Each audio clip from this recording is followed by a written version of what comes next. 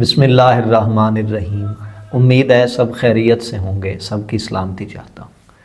Motivational speech میں ہماری آج کی اس ویڈیو کا موضوع ہے عبادت۔ عبادت انسان کے لیے ایک سکون ہے، ایک آسائش اور آسانی ہے۔ جب انسان پریشان اور بے چین ہوتا ہے کیونکہ نفسیات انسانی وہ شور سنتی ہیں اور بے چینیوں کو، ڈسٹربنس کو، تنگ دستی کو، بے ہنگم اور اس قسم کے الجھے ہوئے ماحول کو دیکھتی ہیں، انسانی دماغ اس سے پریشان ہوتا ہے، متزلزل ہوتا ہے۔ اسی کا حل ہے عبادت۔ جب عبادت انسان کرتا ہے تو ان ساری چیزوں سے خود کو جدا کر لیتا ہے، یہ ساری چیزیں اس سے دور ہو جاتی ہیں۔ انسان کسی ایک ایسے ماحول میں چلا جاتا ہے کہ جہاں اسے تنہائی مل جاتی ہے، خاموشی اور سکون کو پاتا ہے۔ یعنی عبادت خانہ ذہنی میں ایک ایسا نور ہے کہ جس میں انسان کی آنکھیں روشنی پاتی ہیں اور انسان ہر طرف اندھیرے کو اپنے سے بہت دور دیکھتا ہے، اجالا ہی اجالا دیکھتا ہے، خود کو اس روشنی میں، اس نعمت میں پاتا ہے جو اس کے لیے بھرپور سکون ہوتی ہے۔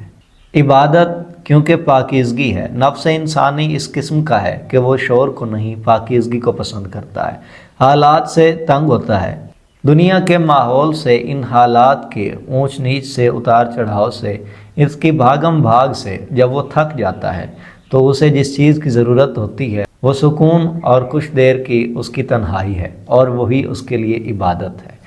عبادت میں انسان کسی سے ہم کلام ہوتا ہے کہ جو باقی سب سے جدا ہے، اور اس وقت انسان اپنے اندر کو پاتا ہے کہ اس کی حقیقت کیا ہے، وہ اصل میں کیا ہے، اس کے اندر وہ حقیقی چیز کون سی ہے جو پائی جاتی ہے۔ باقی جو اس نے باہر دیکھا ہے، جس ماحول میں رہا ہے، جس سے ملا جلا ہے، وہ سب تو عارضی اور مجبوری کی چیزیں ہیں کہ ایک نظام کے لیے ان کی ضرورت ہے۔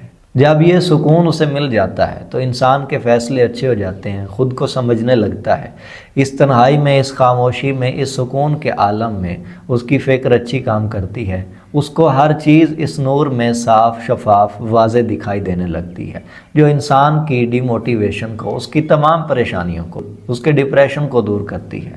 انسان کسی قسم کی بھی بے چینی سے دوچار نہیں ہو سکتا کیونکہ اس وقت اسے یقین حاصل ہو چکا ہوتا ہے۔ یعنی عبادت میں نفس کی، انسان کے خیال کی، ذہن انسانی کی پاکیزگی بھی ہے، اور اس کے لیے یقین بھی ہے، اس کے لیے معرفت بھی ہے، اور عبادت ہوتی ہی معرفت سے ہے، کیونکہ جب تک معلوم ہی نہ ہو کہ عبادت کی کس کی جا رہی ہے، کون ہے جس کی عبادت ہو رہی ہے، تب تک وہ عبادت نہیں ہوگی۔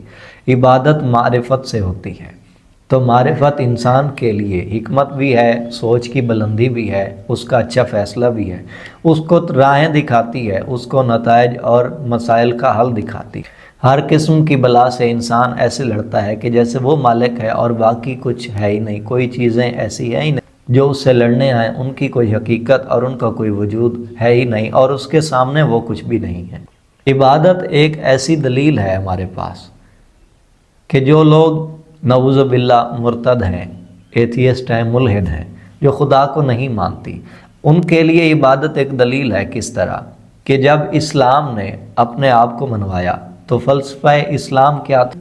اسلام نے یہ نہیں کہا کہ تمہیں خدا کو مانو، یہ بہت پہلے ہو چکا تھا، جب انسان کی ابتدا ہوئی تو اس کے لیے پیغام آ چکا تھا۔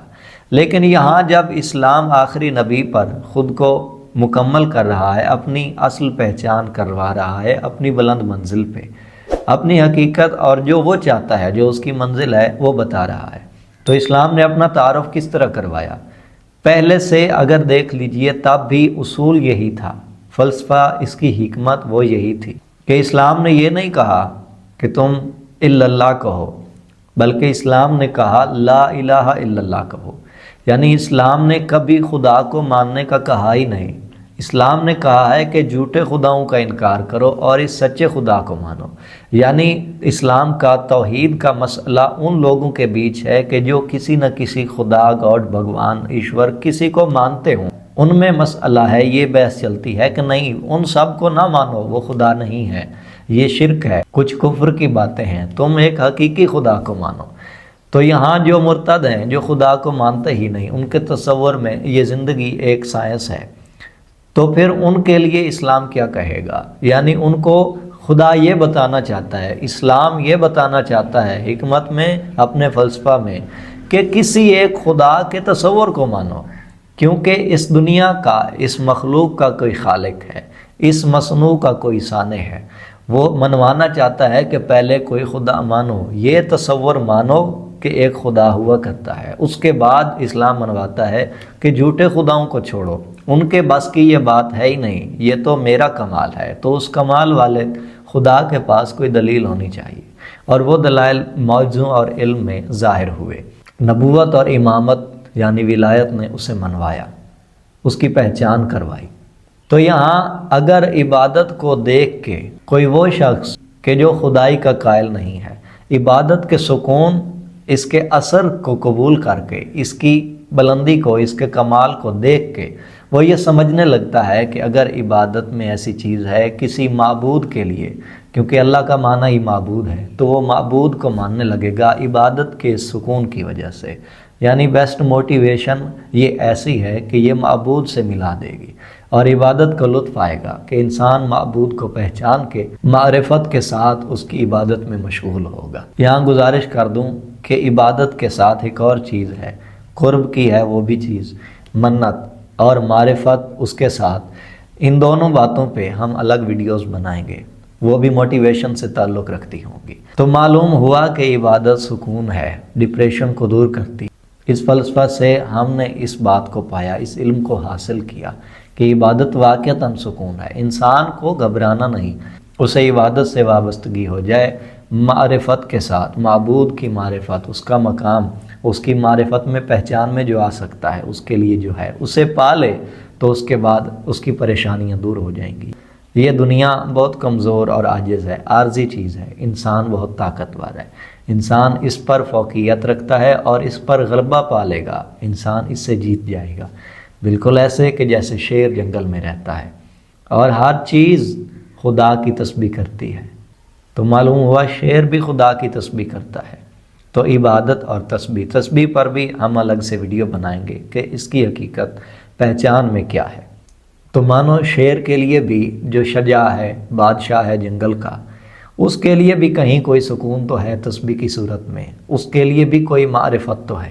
تو عبادت کو اپنائیے، اور عبادت کا کمال، عبادت کی بلندی، عبادت کی معراج، عبادت کی ذات کی حقیقت، اس کا وجود اور اس کی قبولیت کی سند، اس کی قبولیت کا ذریعہ وہ درود ہے، صلوات ہے، کیونکہ اللہ جو معبود ہے وہ خود صلوات بھیجتا ہے۔ ہم معبود سے تو رابطے میں ہوتے ہیں عبادت سے، لیکن معبود خود صلوات بھیج رہا ہے محمد وآل محمد صلی اللہ علیہ وآلہ وسلم پر۔ تو اس لیے صلوات کو بھی پہچانیے، صلوات پر بھی الگ سے ویڈیو بنے گی، کیونکہ یہ سارے الگ الگ موضوع ہیں اور معبود کی طرف سے ہیں۔ امید ہے ویڈیو پسند آئی ہوگی۔ درود والے گھرانے کے صدقے سب کی پریشانیاں دور ہوں۔ ہمارے ساتھ جڑے رہیے، چینل کو سبسکرائب کر دیجئے، ویڈیو کو لائک، کمنٹ اور زیادہ سے زیادہ دوستوں میں شیئر کر دیجئے۔ بہت شکریہ، السلام علیکم۔